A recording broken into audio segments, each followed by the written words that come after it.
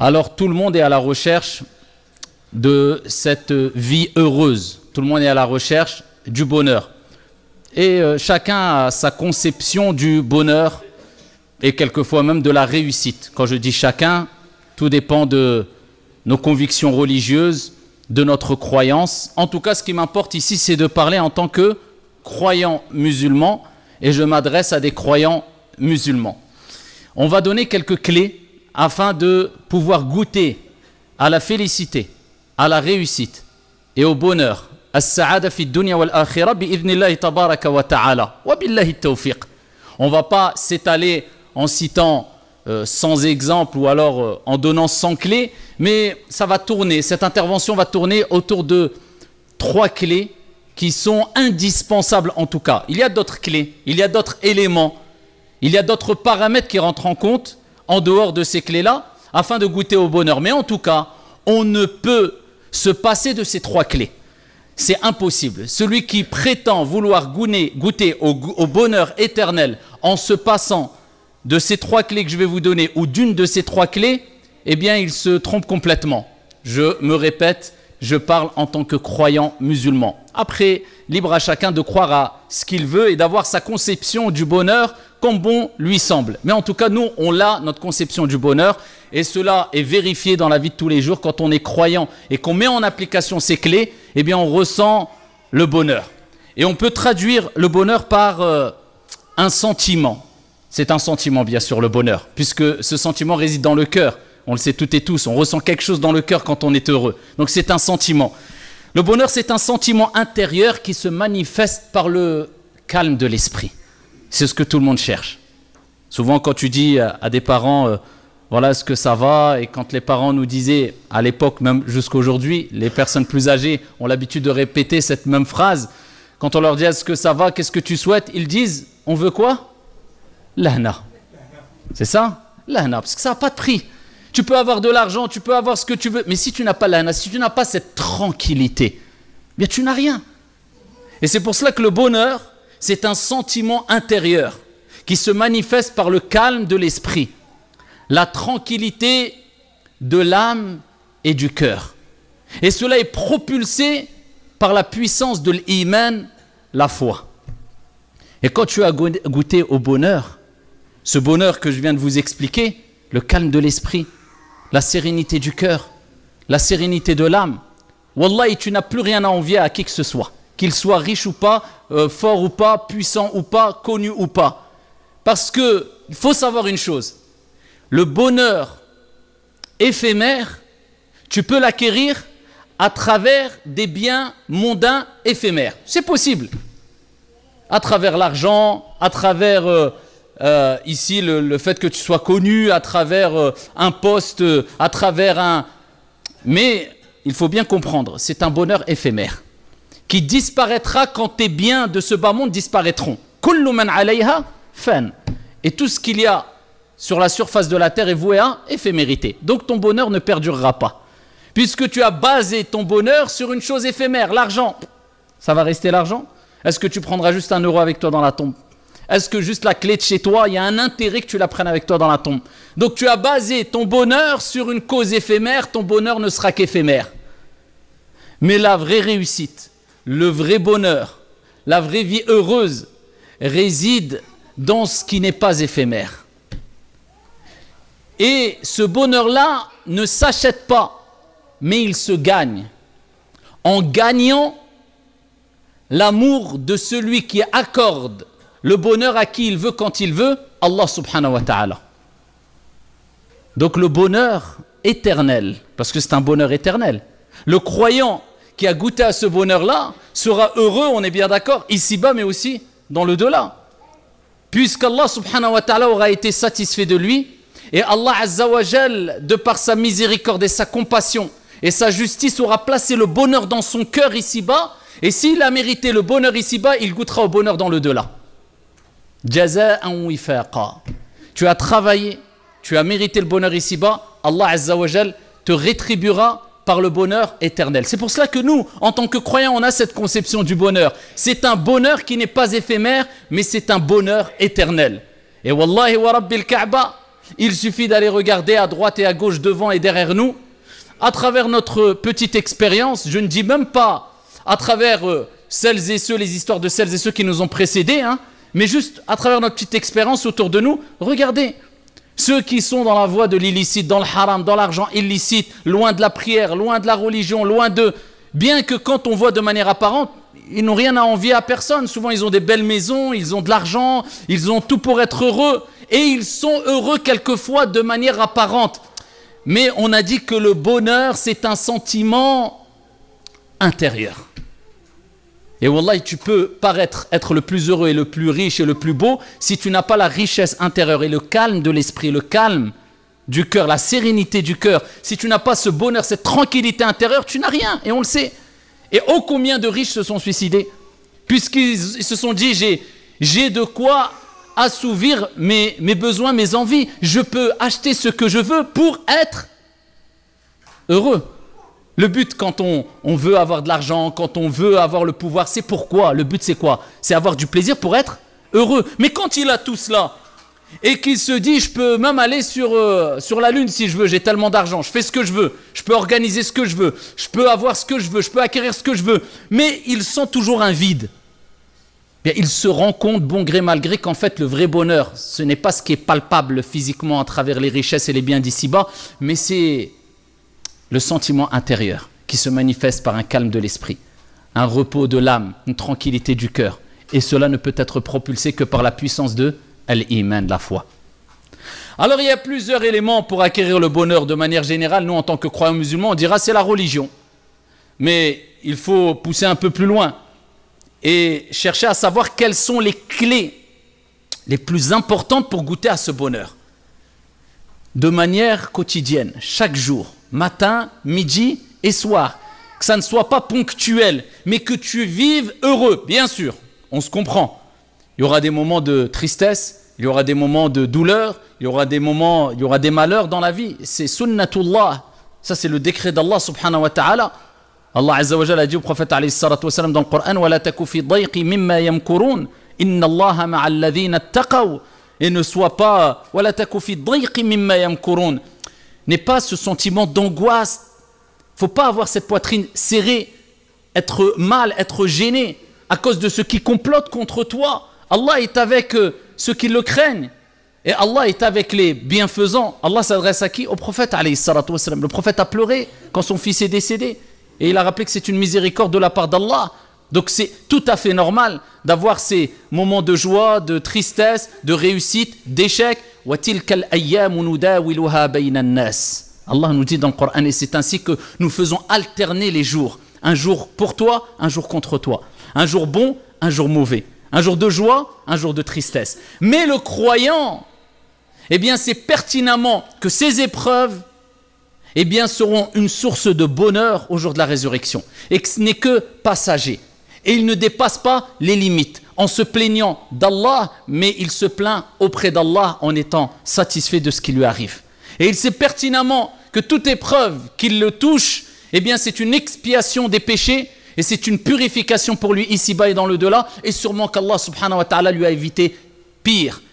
Parce qu'Allah subhanahu wa ta'ala, de par sa miséricorde, eh bien il n'accorde pas, il ne donne pas à une âme une charge au-dessus de sa capacité. La yukallifullahu nafsan illa wus'aha. Tout ce que tu vis, tu peux le supporter et tu peux le surmonter. Il faut simplement t'en remettre à Allah subhanahu wa ta'ala et savoir qu'Allah azza wa jal n'abandonne jamais ses serviteurs qui disent La ilaha illallah Muhammadur Rasulullah.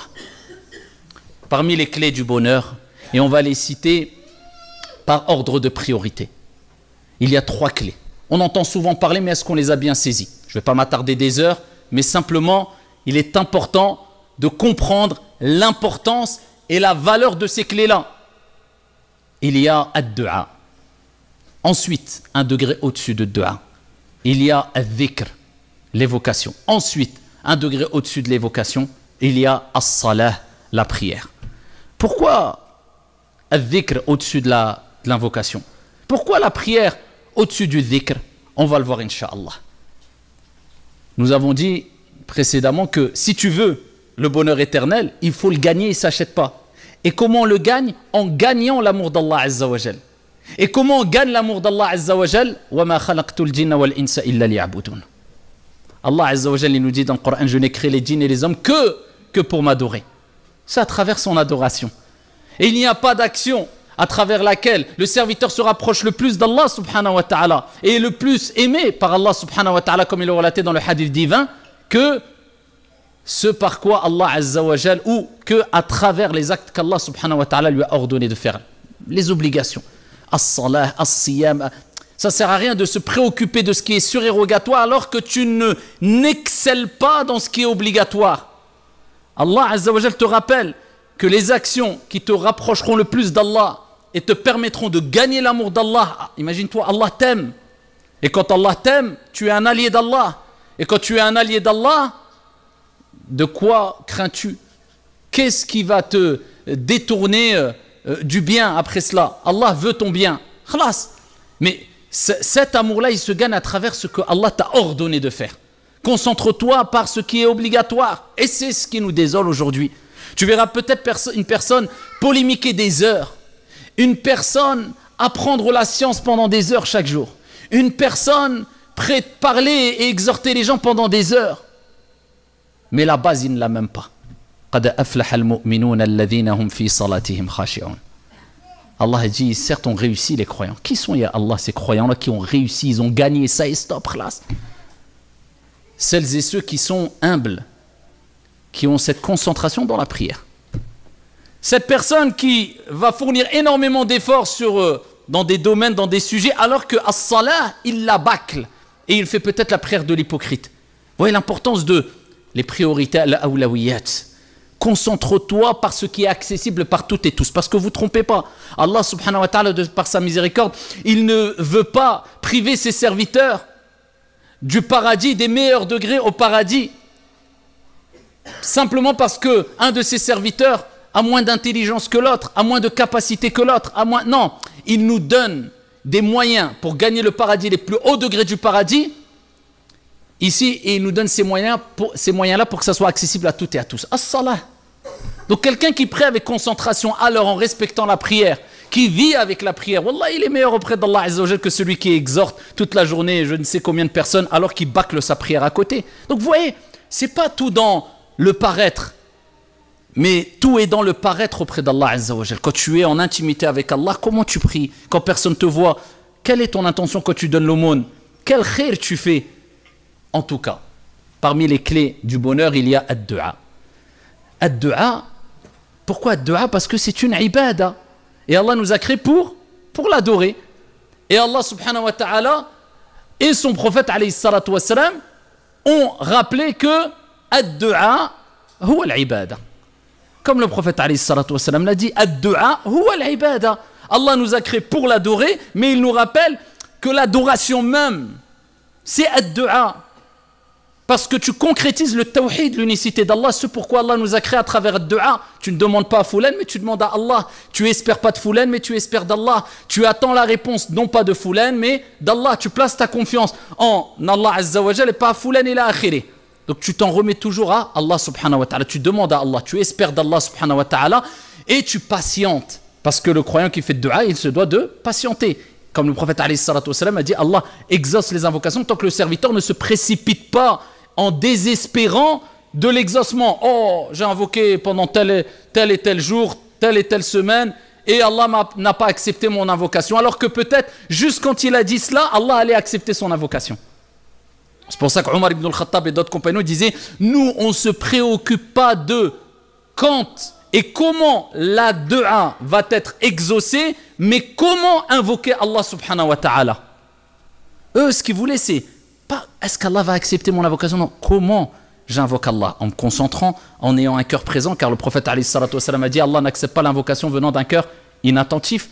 En respectant les bienséances, je commence en glorifiant Allah subhanahu wa ta'ala, en priant sur le prophète sallallahu alayhi wa sallam. Ensuite, at-takhliya qabla at-tahliya, la purification avant l'ornement, je demande pardon à Allah subhanahu wa ta'ala. Ensuite, ici, je demande ce que je veux. Je termine par la prière sur le prophète alayhi salatu wa salam. Pourquoi? Parce qu'ils savaient que dès qu'ils lèvent les mains, ils sont en train d'adorer Allah.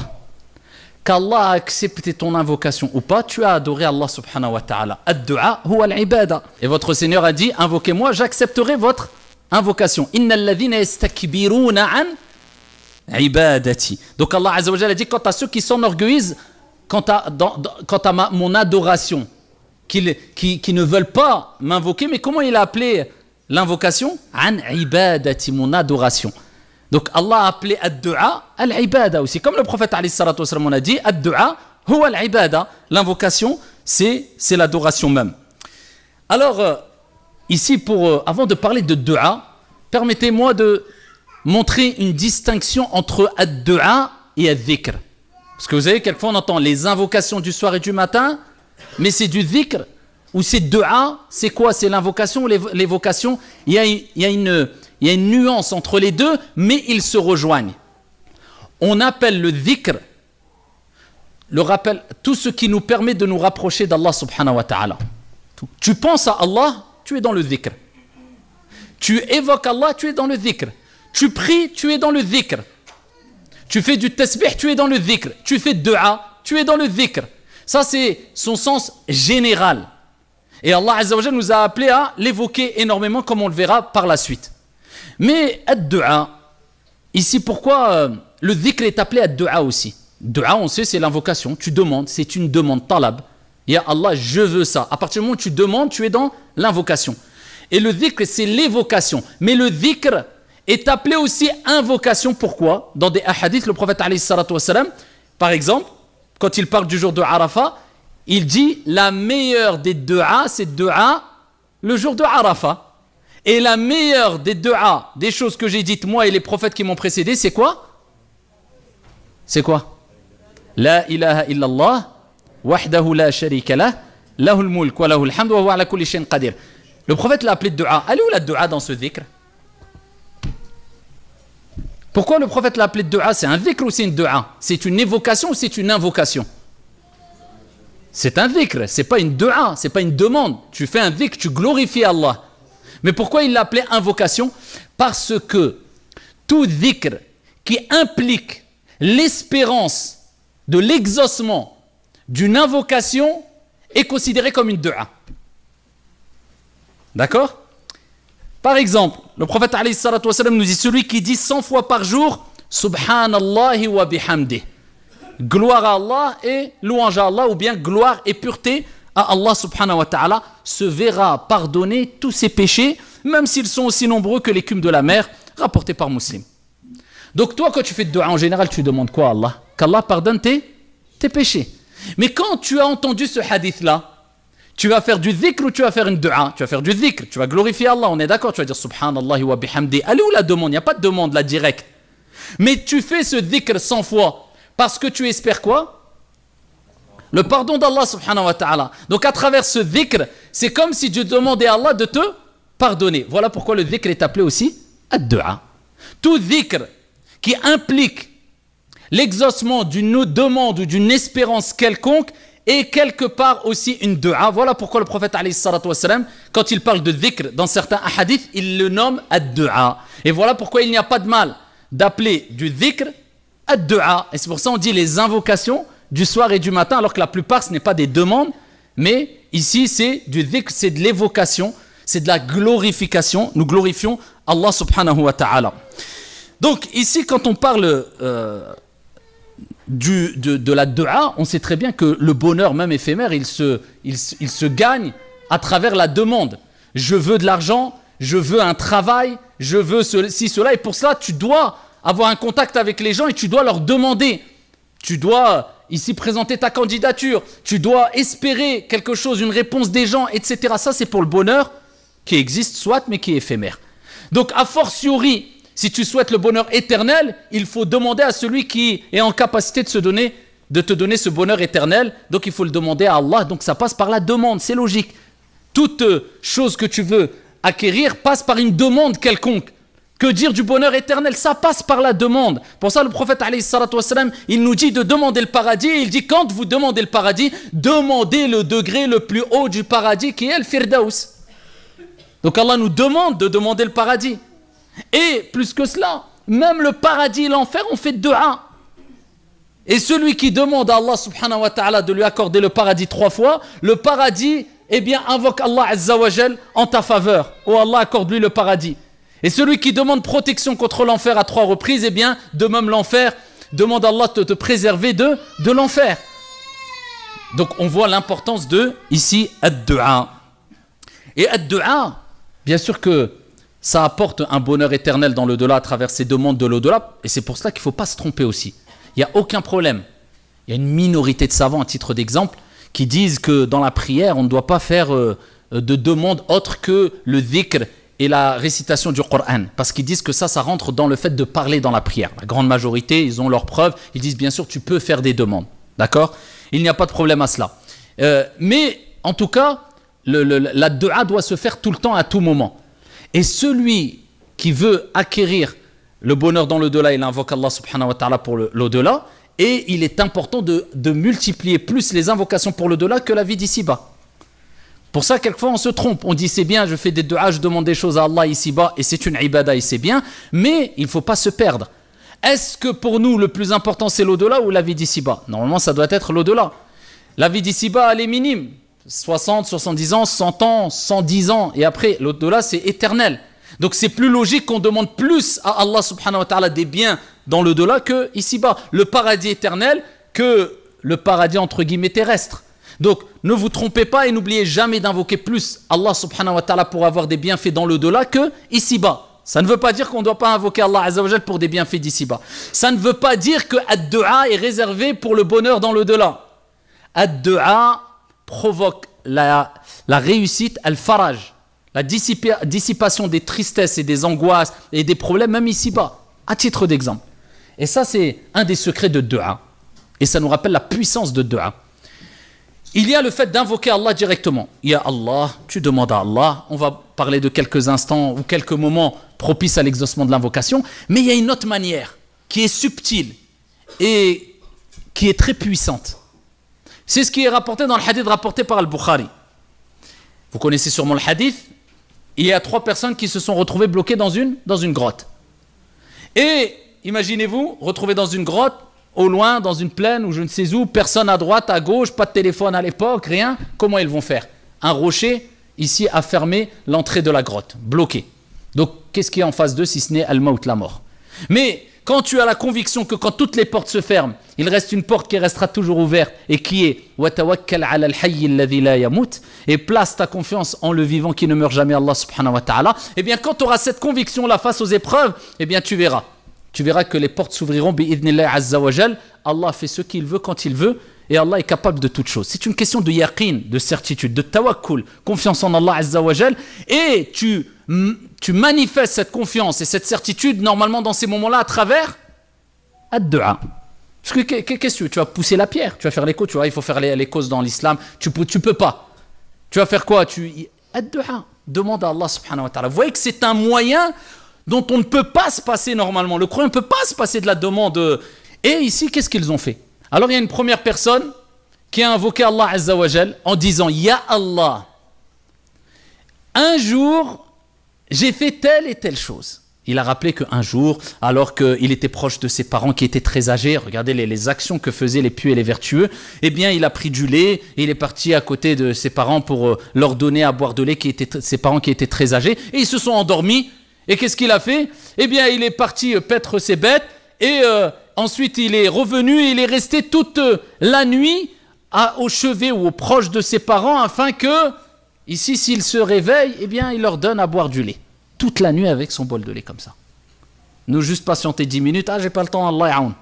Toute la nuit, juste pourquoi? S'il se réveille, hop, je peux leur donner du lait. Et jusqu'au matin, et ensuite il a mis priorité sur le reste de sa famille, et là, il a donné du lait à ses parents. Il a dit, Allah, si je l'ai fait, cette action pour toi, libère-nous. La pierre, elle s'est déplacée un peu. Ouais, la puissance de dua à travers des bonnes actions que tu as faites. Donc, lorsque tu es dans des situations surtout critiques, où tu vois que toutes les portes se ferment, souviens-toi, et ça doit nous motiver à faire des actions dont personne n'a connaissance, et on les a fait vraiment pour Allah subhanahu wa ta'ala, des belles actions. Eh bien, utilise ces belles actions-là que tu as faites, afin de demander à Allah subhanahu wa ta'ala de te venir en secours ici quand tu as besoin de lui. La pierre, elle s'est un peu ouverte. Une autre personne a dit, ya Allah, une fois, eh bien, j'ai voulu profiter d'une femme dans l'illicite. Et ensuite, cette femme-là était venue et elle m'a dit, crains Allah. Et ensuite, je me suis souvenu de toi. J'ai eu cette honte de commettre l'illicite. Eh bien, je lui ai donné l'argent et je lui ai dit, tu peux partir. Et par crainte envers toi, ya Allah. Ya Allah, si j'ai fait cette action pour toi, eh bien, libère-nous. La pierre s'est encore un peu ouverte. Elle s'est déplacée plutôt. L'entrée s'est libérée. Et donc, il ne pouvait pas encore passer. Une troisième personne a dit, ya Allah. Elle a dit, moi, j'avais des employés. Et le jour où j'ai voulu payer mes employés, il manquait un employé. Il n'était pas là. Eh bien, qu'est-ce que j'ai fait? J'ai gardé son argent. Je l'ai fait fructifier son argent. Et au bout de plusieurs années, cette personne est revenue, a dit, j'ai pas eu mon salaire, redonne-moi mon salaire. Je lui ai donné non seulement son salaire, mais avec tous les bénéfices. Parce qu'il avait fait fructifier et investi son argent afin qu'il ait un certain capital. Et il lui a dit, ça c'est ton salaire, et ça c'est ce que j'ai investi avec ton argent pour toi, voilà les bénéfices, ça c'est pour toi. Imaginez le degré. Eh bien la pierre, elle s'est déplacée complètement et ils ont pu sortir. Vous voyez la puissance de dua en mentionnant des bonnes actions qu'on a pu faire dans le passé, avec nos parents, etc. Et ça nous rappelle la puissance de dua. Et ils sont passés d'une situation d'angoisse, de tristesse, de malheur à une joie intense. Donc le bonheur se trouve aussi dans ad-dua. Et la différence entre les humains et Allah subhanahu wa ta'ala, vous le savez, en plus de cela, c'est que l'être humain, plus tu lui demandes, alors que ses réponses seront limitées, et plus il se lasse de toi. Allah, c'est l'inverse. Plus tu lui demandes, et plus il est satisfait de toi. Et moins tu lui demandes, et plus il y a de risques qu'il se mette en colère contre toi, car le prophète alayhi salatu wassalam a dit, Man lam yas'alillah yaghdab alayh. Celui qui ne demande pas à Allah, Dieu se met en colère contre lui, c'est-à-dire que Dieu n'est pas satisfait de lui, parce que c'est comme si tu disais, et Allah, je peux me passer de te demander ceci ou cela, alors qu'Allah veut que tu lui demandes.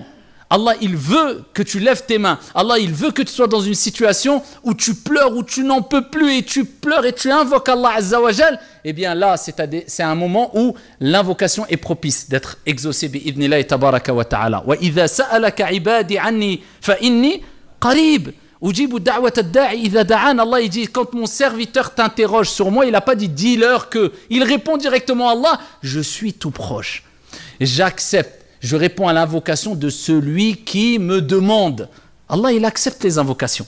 Mais pourquoi alors vous allez me dire, oui, mais j'invoque, j'ai toujours pas de résultat. Tu penses qu'il n'y a pas de résultat, mais peut-être qu'il y a eu de grands résultats. Car le prophète alayhi salatu wassalam fi sahih a dit, quand le serviteur invoque Allah subhanahu wa ta'ala, il se passe une des trois choses, comme vous le savez sûrement.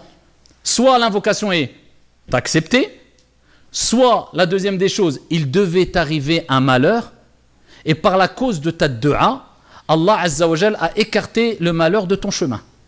Il ne t'a pas donné ce que tu voulais, mais cette dua-là a fait que Allah a repoussé le malheur qui devait t'arriver. Ou soit le troisième cas, Allah subhanahu wa ta'ala te laisse la récompense ou les fruits de la dua pour le delà. Et des gens diront, ya Allah, comment ça se fait que j'ai acquis tout cela en bonne action? Il dit, tu te rappelles telle chose, tu l'avais demandé, je l'ai donné? Je dis, non, ya Allah. Et telle chose, non, ya Allah. Et telle chose, non, ya Allah. Je te les ai gardés pour l'au-delà. Donc, dans tous les cas, invoquer. Donc, tu sais pertinemment que soit Allah va te donner, soit c'est pour l'au-delà, soit il devait t'arriver un malheur et Allah t'a repoussé le malheur de ton chemin. Juste pour cela, pourquoi ne pas invoquer Allah subhanahu wa ta'ala? Pourquoi être même avare? Je ne dirais pas vis-à-vis d'Allah, envers nous-mêmes. Oh combien de choses on a besoin, oh combien de choses on veut demander, et oh combien de fois on demande à Allah subhanahu wa ta'ala, et oh combien de fois on demande aux gens. Et c'est là où tu mesures ton degré de foi, ta relation avec Allah subhanahu wa ta'ala, ton degré d'unicité, de tawhid que tu as, ta conviction religieuse, l'amour, la certitude que tu as vis-à-vis d'Allah. Est-ce que tu demandes plus aux gens ou à Allah? Quand on est malade, est-ce qu'on fait d'abord ce qui relève de la sunna, les invocations, et aussi en parallèle, ou après on va demander de l'aide ici à droite et à gauche ce qui doit être fait, ou est-ce que tout de suite on court vers les causes et simplement un mois après, ya Rabbi, je finis. Il y a un problème quelque part. Et bien sûr, on ne délaisse pas les causes. Va voir le médecin, les meilleurs des médecins, prends les médicaments et respecte ce que vont te dire les médecins. Tout cela, ça fait partie de l'akhdhu bil asbab. Et ça fait partie du tawakkul ala Allah azza wa jalla, utiliser les causes. Et ça fait partie de placer sa confiance en Allah subhanahu wa ta'ala. Walakin quand tu sais qu'Allah c'est lui Ash-Shafi, et c'est un de ses noms, celui qui guérit. Et wa idha maridtu fahuwa yashfin, et quand je suis malade, c'est lui qui me guérit. Et quand le prophète t'a donné 1001 moyens à travers des du'as de ressentir un apaisement au niveau de tes souffrances physiques et morales aussi, et tu les balayes comme ça d'un revers de la main, où tu ne connais peut-être même pas une dua ou un moyen prophétique, et là il y a un problème quelque part. C'est là tu vois, il y a un décalage entre la théorie et la pratique. Et on va le voir bi'idnillahi tabaraka wa ta'ala. Et les du'as, bien sûr, on pourra en faire plein des du'as. Comment j'invoque Allah subhanahu wa ta'ala? Il n'y a pas meilleur du'a que les du'as cités dans le Coran et utilisés par le prophète alayhi salatu wassalam. Il n'y a pas meilleur. C'est pour cela que le principal c'est d'invoquer avec son cœur, peu importe la langue. Hein. Parce que, comme on a dit précédemment, Allah n'accepte pas l'invocation, la demande d'une personne au cœur inattentif. C'est la concentration. C'est demander avec ton cœur. Ce n'est pas lever les mains et regarder ta montre pendant que tu invoques. D'accord? Pareil le dhikr. C'est pas faire et faire des gestes ou avec le chapelet alors que je sais pas ce que ta langue elle est à droite et ton cœur il est à gauche et ton esprit il est... Non, c'est le cœur présent. C'est le plus important, ok.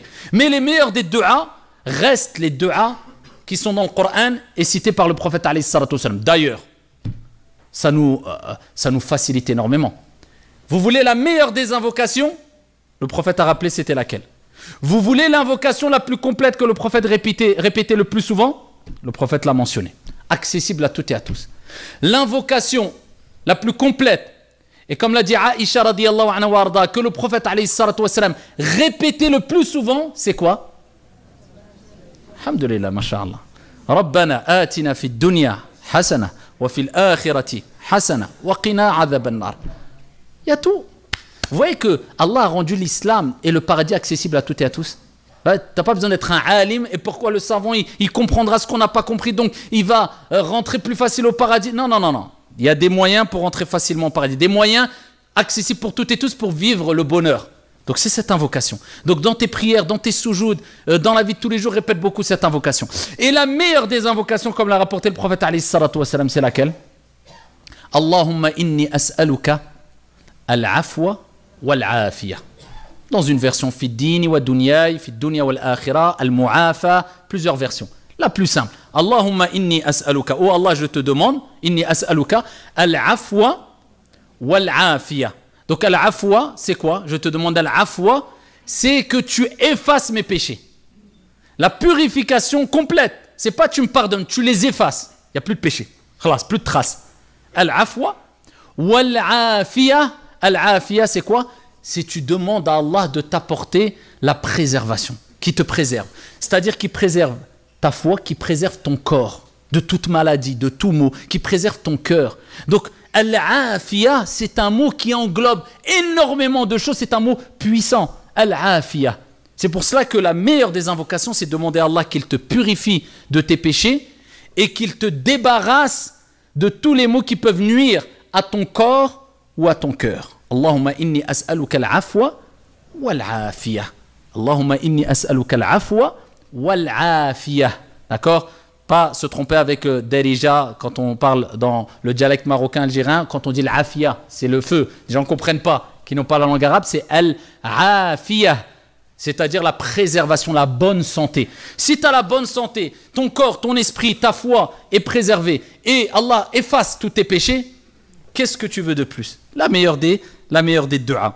Et les moments les plus propices à invoquer, il y a plein de moments. Mais les moments, on va dire, ou parmi les moments les plus importants pour invoquer, c'est entre al-adhan et al-iqama. Ad-du'a, la yurad, n'est pas rejeté. Entre al-adhan et al-iqama. Certains savants disent que c'est meilleur que de lire le Coran. Car le prophète alayhi salatu wassalam a dit que l'invocation n'est pas rejetée. Le Coran, tu peux le faire à n'importe quel moment. Mais là, s'il a insisté sur ce moment-là, c'est qu'il faut se concentrer sur quoi le prophète alayhi salatu wassalam s'est concentré. Il y a un temps pour tout.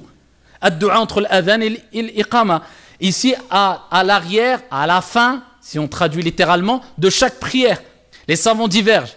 Et beaucoup de savants considèrent que c'est, parce que le prophète dans un hadith l'a mentionné précisément, c'est juste avant le taslim, on dirait assalamu alaykum, et à la fin du tashahhud.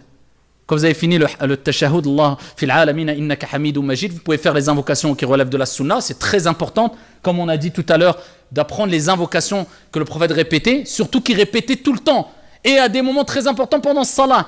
Allahumma inni a'udhu bika min adhab al-qabr, wa min adhab jahannam, wa min fitnati al-mahya wal-mamat, wa min sharri fitnati al-masih ad-dajjal.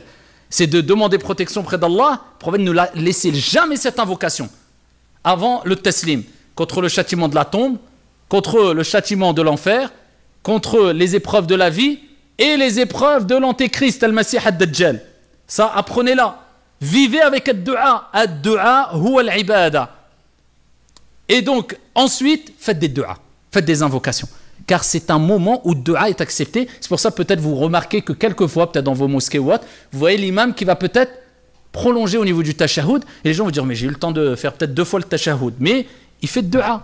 Bien sûr, quand on prie pour des gens derrière nous, comme le prophète alayhi salatu wasalam dit, il allège parce que derrière lui il y a le malade, etc. Mais en tout cas, quand vous êtes seul chez vous, faites des du'a. C'est un moment où le du'a est accepté. Quand il pleut, c'est un moment où le du'a est accepté. Au moment de boire l'eau de Zamzam, c'est un moment où le du'a est accepté. Quand tu es malade, c'est un moment où le du'a est accepté. Quand tu es en voyage, c'est un moment où le du'a est accepté.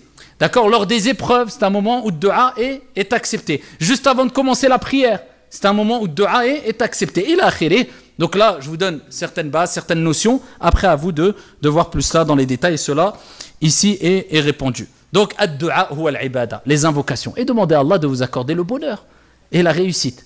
On veut le bonheur. On demande à qui? À Allah. Demande à Allah. Allah, il ne rejette pas. D'accord? Parmi les clés, il y a la deuxième clé, ad-dhikr. Il y a ad-dhikr a'am. C'est plus général. Alors, pourquoi dhikr? Ici, ça serait plus important que du'a et ça devance du'a.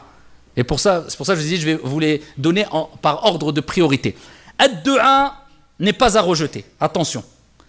Ad-dhikr n'est pas à rejeter. Surtout pas. Le croyant doit vivre avec ad-du'a et ad-dhikr. On a bien compris que ad-du'a, c'est du dhikr. D'accord? Et le dhikr est appelé ad-du'a aussi. Mais le dhikr, c'est un terme dans son sens général qui englobe tout. La prière, le jeûne, le pèlerinage, tout ça c'est du dhikr. وَالذَّاكِرِينَ اللَّهَ كَثِيرًا وَالذَّاكِرَاتِ أَعَدَّ اللَّهُ لَهُمْ مَغْفِرَةً وَأَجْرًا عَظِيمًا. Allah dit celles et ceux qui évoquent fréquemment Allah subhanahu wa ta'ala, beaucoup. Il n'a pas dit qui évoquent simplement. Qui évoquent beaucoup Allah azza wa jalla, Allah leur a préparé un pardon et une énorme récompense. Allah aime celles et ceux qui multiplient le dhikr. On est d'accord? Et le dhikr, c'est une source, une cause de bonheur. C'est pour ça qu'Allah dit dans le Coran al-Karim, on avait dit en introduction, le bonheur, c'est un sentiment intérieur qui se manifeste par le calme de l'esprit, la sérénité du cœur. Allah dit dans le Coran, Ala bi dhikrillahi tatma'innul qulub. N'est-ce pas avec le rappel d'Allah que les cœurs se tranquillisent? Donc c'est le bonheur. Si ton cœur est calme et tranquille, ça n'a pas de prix. On le sait toutes et tous, toutes les épreuves qu'on a pu vivre dans notre vie. Tu as la plus grande des villas, le compte en banque le plus plein, tu as tout le bonheur que tu veux. Mais si tu entends une mauvaise nouvelle, je ne sais pas, un de tes enfants, qu'Allah les préserve et nous préserve toutes et tous, qui s'est égaré complètement, qui est tombé dans le haram, est-ce que tu vas être heureux parce que tu dis, oh, bah, j'ai une belle maison. Wallahi, tu dormiras pas, vrai ou pas? Si tu entends que quelqu'un décède, c'est des choses naturelles. Est-ce que... Vous voyez que le bonheur, c'est dans la tranquillité du cœur. Le bonheur, il ne s'achète pas, il se gagne. Ala bi dhikrillahi tatma'innul qulub. C'est pour ça que même dans les moments les plus difficiles qu'on ne peut éviter, comme la mort, eh bien, on cherche quand même le bonheur à travers le dhikr. Wa idha asabathum musibatun qalu, tout de suite, inna lillahi wa inna ilayhi raji'un. Ulaika alayhim salawatun min rabbihim wa rahma wa ulaika humul muhtadun. Donc, même au moment du malheur, tu fais du dhikr, ton cœur s'apaise et tu goûtes au bonheur. Donc le bonheur se trouve dans le dhikr. Quelqu'un qui ne vit pas avec le dhikr, il peut vous mentir jour et nuit, c'est pas possible qu'il ait le cœur tranquille et qu'il soit heureux. C'est pas possible. Même s'il est musulman, hein, même s'il est croyant. Plus tu vas évoquer Allah, plus tu seras serein. Plus tu seras serein, plus tu seras tranquille et heureux. L'équation, elle est claire. C'est quoi évoquer beaucoup Allah? On a dit, c'est la prière et autres. Non, non, non. C'est vivre avec le dhikr. Il y a des gens, wallahi, quand il ne fait rien, tu le verras toujours bouger les lèvres. Subhanallah, alhamdulillah, la ilaha illallah, Allahu akbar, subhanallah, alhamdulillah, la ilaha. Il ne s'arrête pas parce qu'il sait que c'est une... Il puise sa force, il cherche le bonheur, il nourrit son cœur à travers le dhikr. Et le cœur ne se rassasie pas du dhikr, il en veut toujours encore. Et plus tu lui en donnes, et plus il se calme, et plus il est serein, et plus il manifeste ici un sentiment de bonheur et qui se répercute dans ta vie, dans tes faits, dans tes gestes, dans ton entourage, etc. Le dhikr et le dhikr. وَالذَّاكِرِينَ اللَّهَ كَثِيرًا. Et le dhikr, on pourrait en parler longuement, mais ce qui est important de dire et de rappeler, c'est un hadith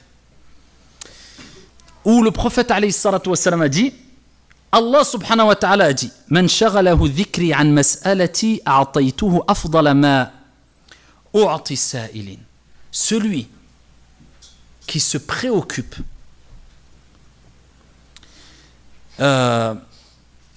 de m'évoquer, de me glorifier, c'est Allah Azza wa Jalla qui dit dans le hadith d'Ifa, je lui accorderai meilleur que ce que me demande le demandeur. Et de ce hadith-là, certains savants ont dit, c'est la preuve que le dhikr est meilleur que la dua. Pourquoi?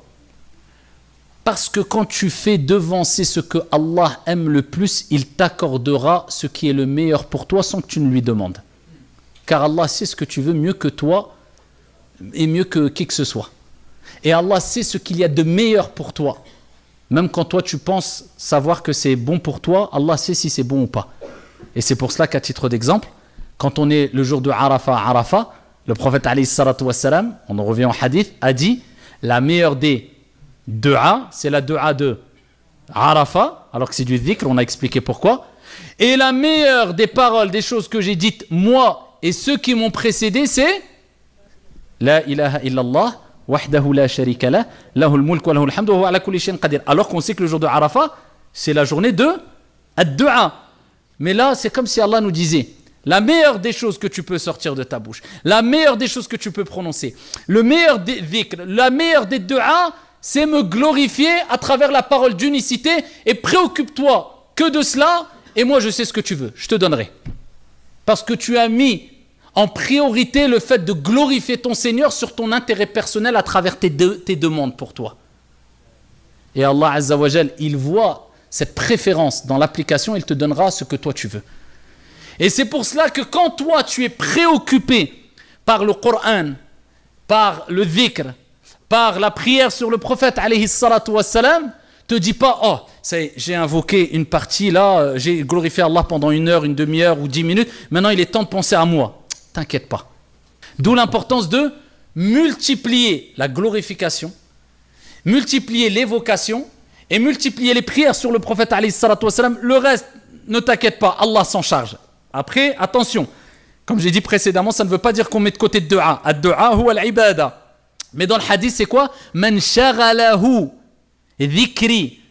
Donc là, on est dans celui qui a été occupé par glorifier Allah. Ce n'est pas du temps perdu. Ce n'est pas du temps qui fait que tu ne pourras pas invoquer Allah. Pendant que tu glorifies Allah, Allah sait ce que tu veux. Même si tu ne lui demandes pas, Allah te donnera, incha'Allah ta'ala, ce que tu veux. Donc ici, faites beaucoup de dhikr. La prière sur le prophète alayhi salatu wassalam. Surtout, subhanallah, alhamdulillah, il est dit que le meilleur des dhikr, c'est bien sûr... C'est quoi le meilleur des dhikr? Al-Qur'an.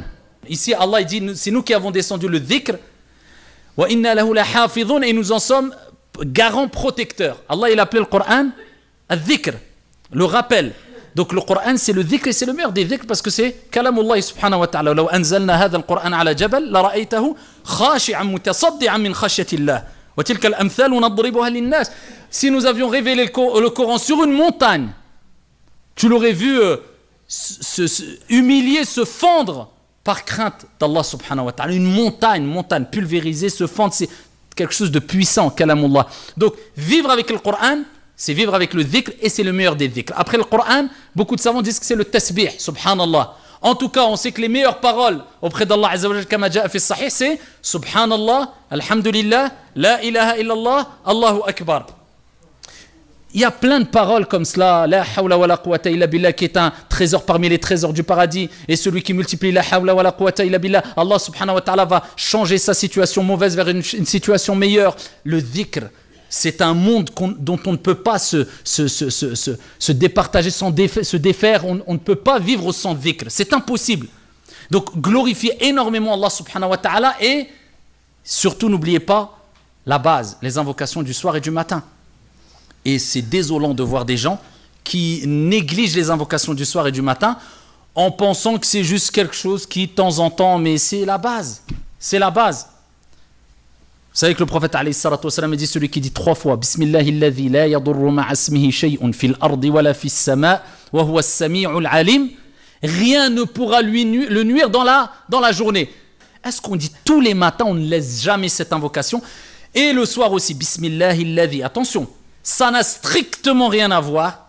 Le fait d'évoquer ou d'invoquer Allah en comprenant ce qu'on dit et en étant concentré, c'est deux choses. Comprendre et concentrer, que le fait de le dire sans le comprendre et sans être concentré. L'impact n'est pas la même du tout. Donc si vous le dites de manière mécanique, Bismillahilladhi la yadurru ma'a ismihi shay'un, je ne vais pas dire ça sert à rien, mais ça n'aura pas l'impact attendu, il ne faut pas rêver. Au nom d'Allah. Donc tu cherches à travers le nom d'Allah et la mention du nom d'Allah Azza wa Jal, la protection, Bismillahilladhi la yadurru ma'a ismihi shay'un, en compagnie de son nom. Tu sais qu'à travers la mention du nom d'Allah subhanahu wa ta'ala, tu peux chercher l'assistance, l'aide, le soutien, la protection. Rien ne peut me nuire dans les cieux et sur la terre. Wa huwa as-sami', celui qui entend tout. Wa huwa al-alim, celui qui sait tout. Avec un cœur concentré, tu le dis 3 fois, ne t'inquiète pas. Même s'il t'arrive quelque chose, sache qu'Allah t'a évité pire. Et encore une fois, qu'on ne nous prenne pas pour une secte de fous. On sait très bien qu'il faut utiliser les causes et qu'on n'a pas dit on allait dire 3 fois l'invocation et rouler à 200 sur la voie express et pas prendre de médicaments si on est malade ou là, etc. Il n'y a pas de solution miracle. La personne elle ne s'en pas, la personne elle ne fait pas de dhikr, la personne elle est loin, la personne elle fait des grands péchés, il faut me faire ruqya. Ruqya, on ne sait plus par quoi commencer, c'est un chantier. Commence depuis le début, bismillah, faire les ablutions, faire la prière. Si tu m'aides pas à t'aider, je ne peux pas t'aider. Et moi, je suis qu'une cause. Tout vient d'Allah subhanahu wa ta'ala. Wa iyamsaska Allahu bidur fala kashifa lahu illa hu. Subhanallah, si Allah fait qu'il t'arrive un mal, nul ne peut l'enlever, comme Allah dit dans le Coran, si ce n'est lui. Donc moi, nous ne sommes que des causes. Donc, vous voyez ces invocations, c'est très important. L'invocation qui préserve ton corps. Allahumma afini fi badani, Allahumma afini fi sam'i, Allahumma afini fi basari, la ilaha illa ant. C'est une invocation qu'il ne faut jamais délaisser, subhanallah, le matin et le soir. Oh Allah, préserve, on parle de l'afi encore, le prophète il la disait tout le temps. Oh Allah, préserve mon corps. Oh Allah, préserve mon ouïe. Oh Allah, préserve ma vue, la ilaha illa ant. Si tu vis avec ces invocations, comment veux-tu ne pas te sentir bien et apaisé? Donc ces invocations-là du soir et du matin, il y en a qui sont toutes importantes. Mais il y a des invocations de base. Est-ce que le matin on récite Qul huwallahu ahad al-falaq an-nas 3 fois le matin et 3 fois le soir? Ayat al-Kursi, celui qui récite Ayat al-Kursi, eh bien Allah envoie un ange qui est proche de lui et qui est près de lui toute la nuit afin de le préserver. Bi'idhnillah tabaraka wa ta'ala, Ayat al-Kursi. Est-ce que, subhanallah, on a plein d'invocations et d'évocations qui sont extrêmement importantes, mais malheureusement on leur donne que très peu d'importance, illa man rahim Allah. Et le bienfait du dhikr aussi, Allah Azza wa Jal, et on sait très bien qu'al-insan mushtaq min an-nisyan, c'est un dérivé du mot an-nisyan, l'oubli, et al-insan oublie, et souvent on oublie des choses, eh bien qu'est-ce que je dois faire? Et Allah Azza wa Jal il dit wadhkur rabbaka idha nasit, et évoque ton Seigneur quand tu oublies. C'est parmi les bienfaits du dhikr. Quand tu perds quelque chose, quand tu subhanallah, alhamdulillah, a'udhu billahi minash shaytanir rajim, la ilaha illallah, subhanallah. Le meilleur des dhikr, la meilleure des paroles qui existent, c'est quoi? La ilaha illallah. Le prophète a dit, il n'y a pas meilleure parole. Qui a des difficultés à dire la ilaha illallah? Donc ces paroles, est-ce qu'on les répète? Subhanallah, alhamdulillah, la ilaha illallah, Allahu akbar. Tout cela, c'est des choses qu'on doit mettre en application ici chaque jour, incha'Allah ta'ala. Le prophète alayhi salatu wassalam, à titre d'exemple, pour vous montrer l'importance du dhikr, il dit alayhi salatu wassalam, quand il fut interrogé à propos des jeûneurs qui ont le plus de récompenses auprès d'Allah Azza wa Jal. Les jeûneurs qui ont le plus de récompenses auprès d'Allah subhanahu wa ta'ala, et il dit alayhi salatu wassalam dans le hadith rapporté par Ahmed, ce sont celles et ceux qui évoquent le plus Allah. Qui a le plus de récompenses, ya Rasulallah, quand ils jeûnent?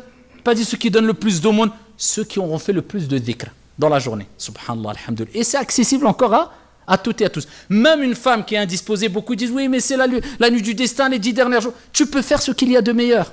Dhikrullahi, subhanahu wa ta'ala, subhanallah, alhamdulillah, Allah Azza wa Jalla a parlé, le prophète il a parlé de l'hammadoun, ceux qui répètent beaucoup alhamdulillah, ceux qui vont, des croyants vont être heureux au jour de la résurrection quand ils vont voir la quantité d'istighfar qu'il y a dans leur livre. Astaghfirullah, astaghfirullah, c'est un moyen de purification de son cœur, à travers lequel Allah t'élève en degré. Au lieu de dire des bêtises toute la journée, subhanallah, alhamdulillah, la ilaha illallah, Allahu akbar, en comprenant, subhanallah, tanzihullah, tu reconnais qu'Allah est exempt de toute imperfection.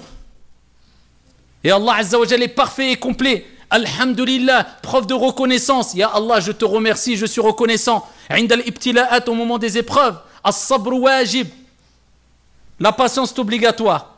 Mais al-rida, la satisfaction, et remercier Allah, ça c'est un autre degré. Mais toi, tu veux atteindre ce degré. Non seulement tu patientes et tu dis merci à Allah, louange à toi, alhamdulillah. Allahu Akbar. Et tu dis la parole avec laquelle on ouvre la prière, mais en la mettant en application, en reconnaissant qu'Allah est plus grand que tes problèmes, tes soucis, cette dunya, l'argent à travers ou après laquelle tu cours. Allahu Akbar. Et tu vis avec cela, n'importe quelle épreuve, n'importe quelle crainte, n'importe quelle épreuve, tu sais qu'Allah est au-dessus de cela et Allah ne t'abandonnera pas si tu ne cesses de l'évoquer subhanahu wa ta'ala, car le prophète alayhi salatu wa salam a rappelé qu'Allah azza wa jalla a dit je ne cesse d'être avec mon serviteur, ma'iyatullah, tant que mon serviteur ne cesse de bouger ses lèvres par l'évocation, en m'évoquant, en m'invoquant. Tant que tu évoques Allah, Allah est proche de toi. Allah est avec toi de par sa science, de par sa puissance, il te préserve, il t'accompagne subhanahu wa ta'ala. Et ici on terminera avec la troisième clé rapidement, bien sûr c'est as-salah. Et as-salah c'est le meilleur des dhikr. Et pourquoi c'est le degré le plus as-salah? Parce que dans la prière il y a tout ce qu'on a dit. La prière il y a le dhikr, la prière il y a le dua, la prière il y a le Coran. Et c'est pour ça que le prophète alayhi salatu wa salam a rappelé que la première des choses sur laquelle on rendra des comptes au jour de la résurrection, c'est as-salah. Pourquoi? Parce que c'est l'acte pratique le plus aimé auprès d'Allah et le plus important auprès d'Allah, ba'd at-tawhid, après l'unicité d'Allah, c'est as-salah.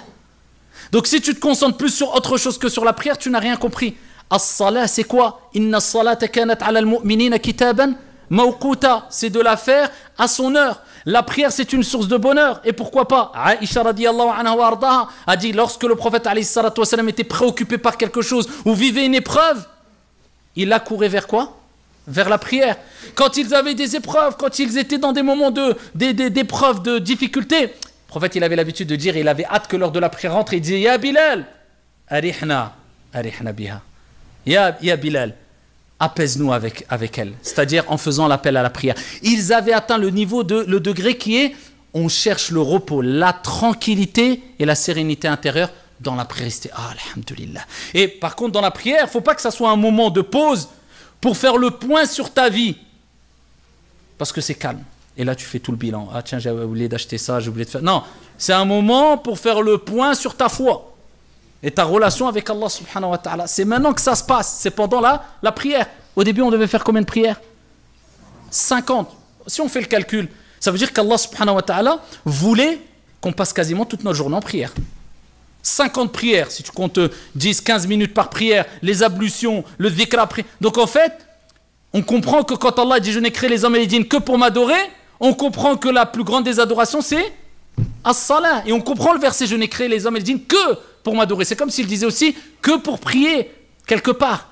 Parce que c'est l'élément le plus important. Bien sûr, ce n'est pas que pour la prière, mais il y a d'autres choses. Mais la prière a une énorme place. Comment ça se fait qu'aujourd'hui on la bâcle?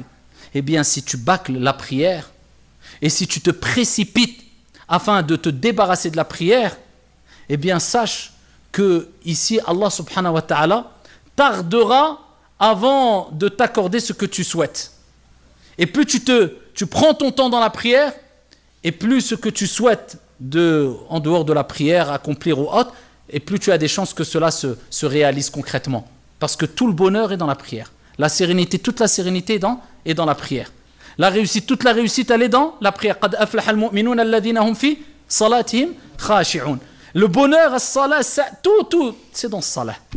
Et c'est pour ça que le prophète, il était dans ses derniers instants de vie, il allait mourir. Et il disait aux compagnons, prenez-moi. Et il traînait un peu les pieds. Pourquoi? Pour aller continuer à accomplir la prière. Il allait mourir, les derniers mots, c'était quoi? Du prophète, alayhi salatu wassalam. As-salah, as-salah. La prière, la prière. Et aujourd'hui, comment on réagit avec la prière? Le roko à 200 à l'heure, soujoud à 200 à l'heure, illa ma rahimallah, le Coran, on ne sait même plus ce qu'on a récité, on ne sait plus on a fait 2 ou 3 rak'at, c'est des choses humaines, mais tout le temps, en faire une habitude, c'est très problématique.